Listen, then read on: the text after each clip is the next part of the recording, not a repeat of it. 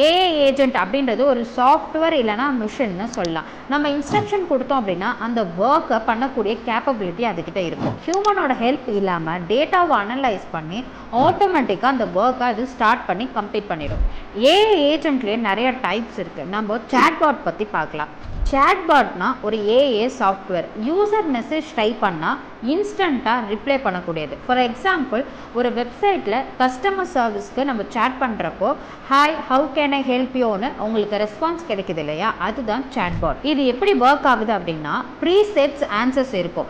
ஒரு கொஷினுக்கு இந்த ஆன்சர்ஸ் தான் இருக்கணும்னு சொல்லிட்டு முன்னாரே செட் பண்ணி வச்சுட்டப்போ கஸ்டமர் அதுக்கான கொஷின்ஸை கேட்குறப்போ அந்த ஆன்சர்ஸை அது நமக்கு அனலைஸ் பண்ணி கொடுக்கும். இது சாட்ஜிபிடி மாதிரி டேட்டாவை அனலைஸ் பண்ணி கஸ்டமர் கேட்கக்கூடிய கொஷினுக்கான ரெஸ்பான்ஸை கொடுக்கும். ஹியூமனை விட சேட்பாட் சூப்பர் ஃபாஸ்ட்டாக ரிப்ளை கொடுக்கும். நைட் டைமில் கூட கஸ்டமர்ஸோட கொஷின்ஸை ரெஸ்பான்ஸையும் ஹேண்டில் பண்ணும். கம்பெனிஸில் மேனுவல் சப்போர்ட்டை விட AI chatbot cheap and work ஃபாஸ்ட்டாகவும் பண்ணும். டைம் சேவிங்ஸ்க்காக கம்பெனிஸ் ரிப்பீட்டட் கொஷின்ஸுக்கு ஏஐ பாட்டை யூஸ் பண்ணிட்டு இருக்காங்க. ஹை வேல்யூவான ஒர்க்குக்கு ஹியூமனை யூஸ் பண்ணுறாங்க.